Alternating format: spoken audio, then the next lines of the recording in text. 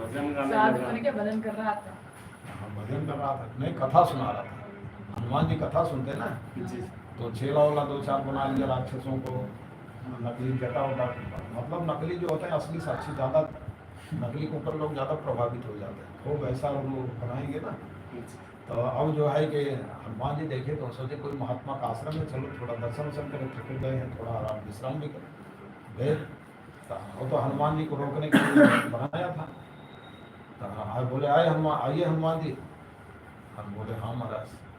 तब वहाँ पर हनुमान जी को कथा सुनाने लगा। सोचा क्या, क्योंकि हनुमान जी जानता था कथा सुनते हैं, कथा सुना, लेकिन उसने मंगलाचरण किया, क्योंकि लंका में कथा तो होती नहीं थी। लंका में लोग कथा करता था उसको भगा दिया जाता था।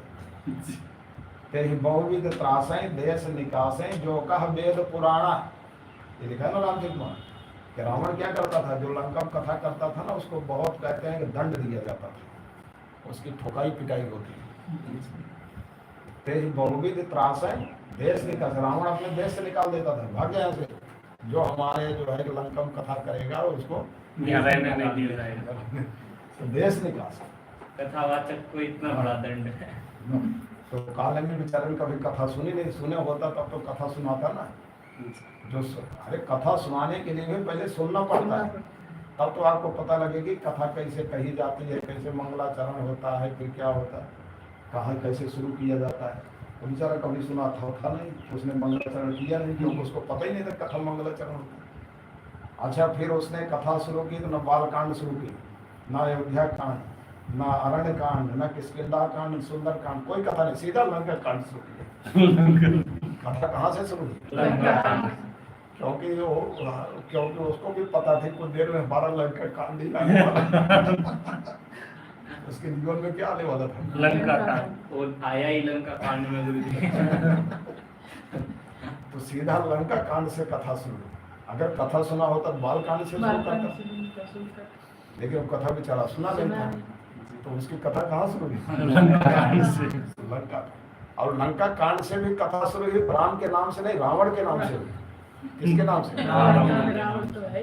बहुत महारण रावण रामय, ऐसे कहा, बहुत महारण रावण का नाम पहले लिया, क्योंकि जो जिस पार्टी का होता है वो अपनी पार्टी के नेता का नाम पहले तो रावण पार्टी का था तो रावण का नाम आया।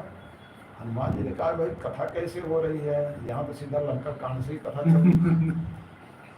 और फिर लंका कांड में रावण के नाम से कथा हुई। ऐसे कहते हैं रावण बहुत बड़ा पंडित था, इसी से सिद्ध होता है कि रावण बहुत बड़ा मूर्ख था, पंडित तो था ही नहीं। रावण जैसे राक्षस को पंडित कहना है, पंडितों का सबसे बड़ा अपमान है।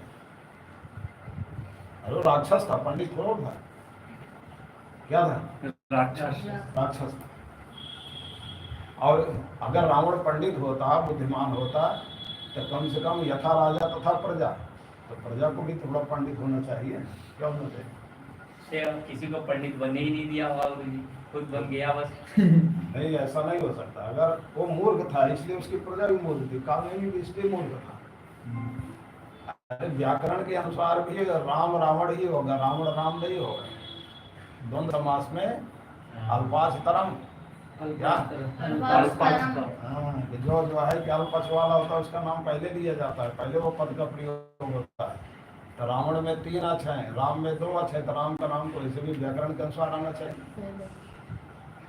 अगर वो पंडित होता रावण तो कुछ सीमित तो आता ना, जिसको में मूर्ख लोग, क्या था? मूर्ख लोग। तो रावण राम, हनुमान जी सोचे जाते हैं कथा रावण के नाम से क्यों हो गई, लेकिन वो भी सोचा गड़बड़ हो गया, कथा क्या हो गई?